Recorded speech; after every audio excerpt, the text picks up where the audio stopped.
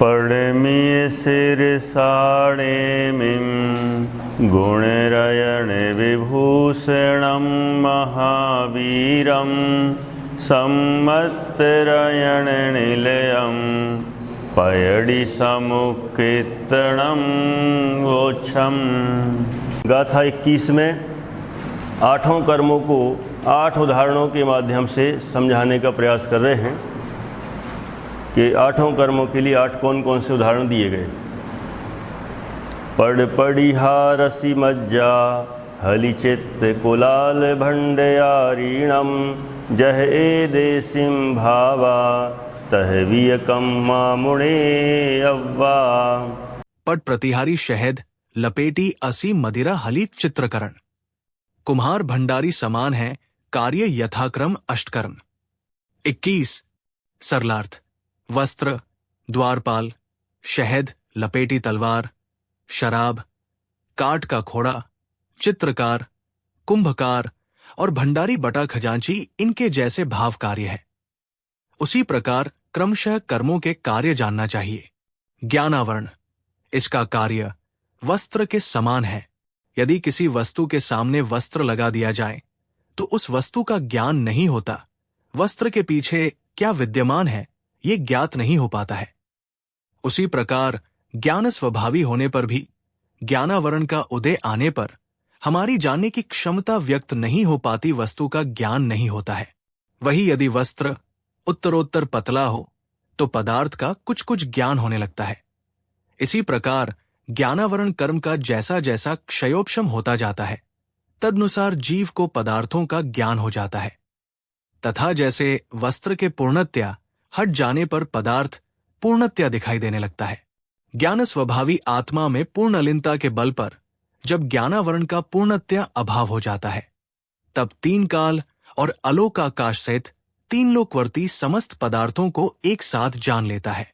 दर्शनावरण द्वारपाल के समान।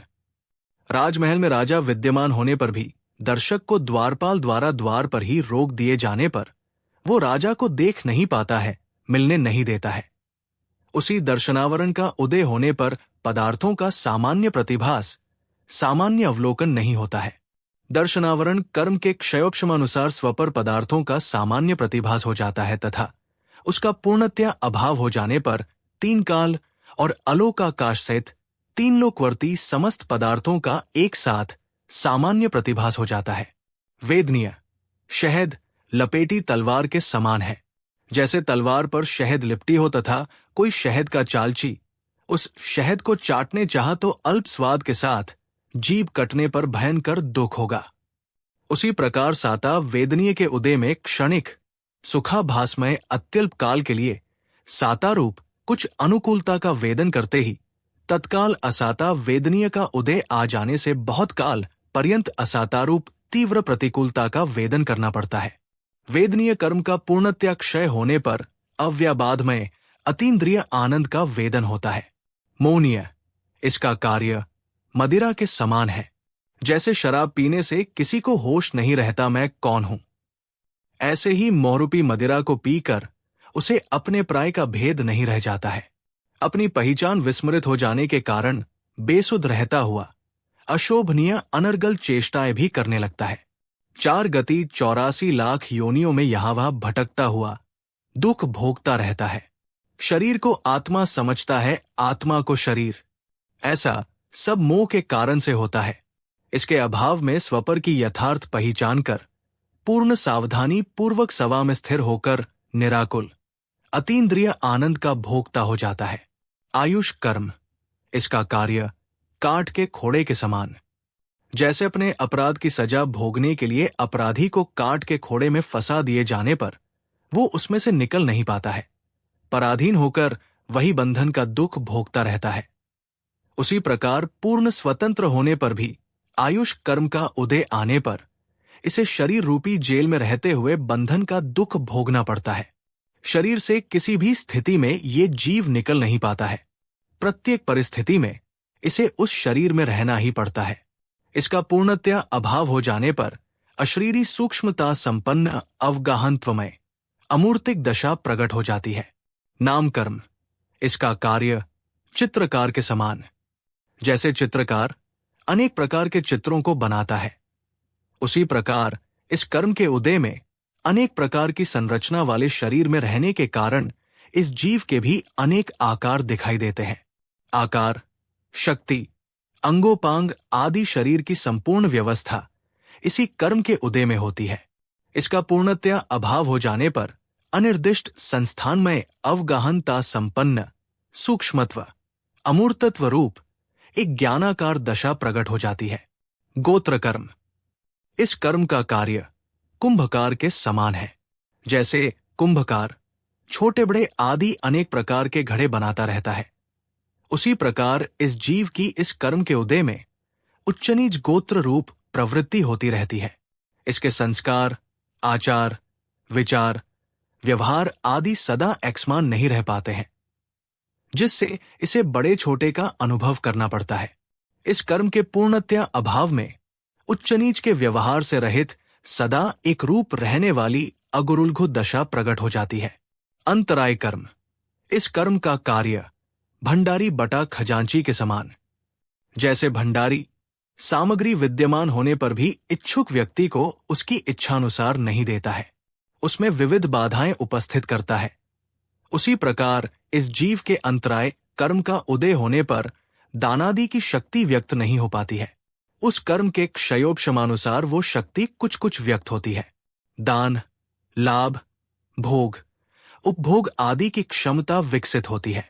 इस कर्म का पूर्णतया अभाव हो जाने पर अनंत वीर्य संपन्न दशा व्यक्त हो जाती है। अनंत दान, अनंत लाभ, अनंत भोग, अनंत उपभोग आदि करने की अनंत क्षमता प्रकट हो जाती है। 8 कर्मों के कार्य सारणी द्वारा स्पष्ट समझते हैं।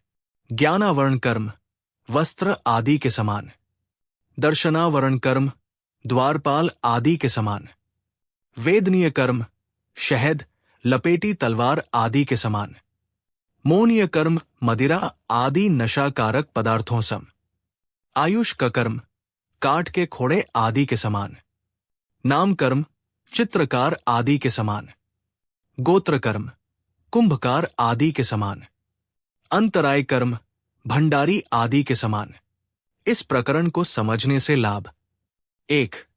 ज्ञानावरण का कार्य वस्त्र के समान होने से उसका उदय ज्ञान को पूर्णतया नष्ट करने में सक्षम नहीं है, ये समझ में आ जाने पर प्रगट ज्ञान से अपने ज्ञान स्वभाव की पहचान कर सतत ज्ञान में ही रहने का भाव जागृत होता है। 2. वेदनीय कर्म का कार्य शहद, लपेटी तलवार के समान है, अर्थात अनुकूल वेदन भी अंततः कष्टकर आकुलतामय ही है, ये समझ में आ जाने पर अनुकूल प्रतिकूल सभी परिस्थितियों को सहज स्वीकार कर उनके प्रति समताभाव धारण कर उनसे सतत भेद विज्ञान करते रहने का पुरुषार्थ जागृत होता है। 3. मोहनीय कर्म का कार्य मदिरावत होने के कारण निमित्त रूप में सर्वाधिक भयंकरता इसी कर्म की है, क्योंकि इससे जीव के परिणाम असावधान होकर अपनी सुध बुध खो बैठते हैं।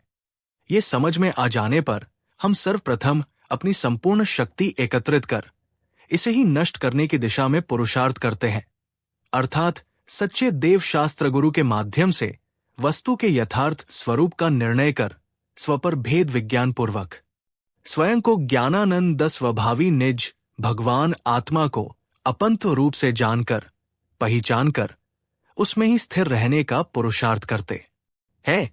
इसमें सफल होने पर पूर्ण स्वरूप स्थिरता के फलस्वरूप मोहनीय कर्म का तो अभाव होता ही है। क्रमशः शेष कर्म भी नष्ट होकर आत्मा अष्ट कर्म से रहित पूर्ण मुक्त सिद्ध दशा को प्राप्त हो जाता है। ये प्रकरण इस दिशा में ही सतत पुरुषार्थशील रहने को प्रेरित करता है। 4. इस असमान जातीय द्रव्य पर्याय की स्थिति का नियामक कारण मात्र आयुष कर्म है, अन्य कोई सामग्री नहीं है। ये समझ में आ जाने पर उसे टिकाने के लिए होने वाले अन्याय, अनीति, अभक्ष भक्षण, मिथ्यात्व आदि दुष्कृत्यों से बचकर जीवन शुद्ध, सात्विक, सदाचारमय हो जाता है। 5. शरीर संरचना की संपूर्ण व्यवस्था नाम कर्माधीन है। ये समझ में आ जाने पर तत्संबंधी चिंता से मुक्त हो अपने समय, शक्ति, उपयोग को वहां से हटाकर आत्म कल्याणकारी कार्यों में लगाने का पुरुषार्थ करते हैं। 6. गोत्र कर्म का संबंध जाति आदि से नहीं है, वरन अपने संस्कारों से है। ये समझ में आ जाने पर तत्संबंधी संकुचित वृत्तियां नष्ट होकर चित्त में उदारता, विशालता, व्यापक दृष्टिकोण का भाव व्यक्त होता है। 7. अंतराय कर्म भंडारी के समान सीधा हमारा घात नहीं करता है, मात्र कार्यों में विघ्न उपस्थित करने में निमित्त होता है।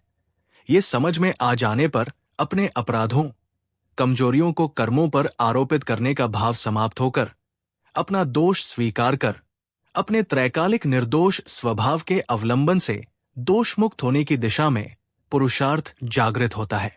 8. वास्तव में आठों ही कर्म आत्म प्रदेशों के साथ एक क्षेत्रावगाही होने से उनके उदय आदि का संबंध भी मात्र आत्मा के साथ या एक क्षेत्रावगाही शरीर के साथ ही बनता है, अन्य बाह्य पदार्थों के साथ नहीं।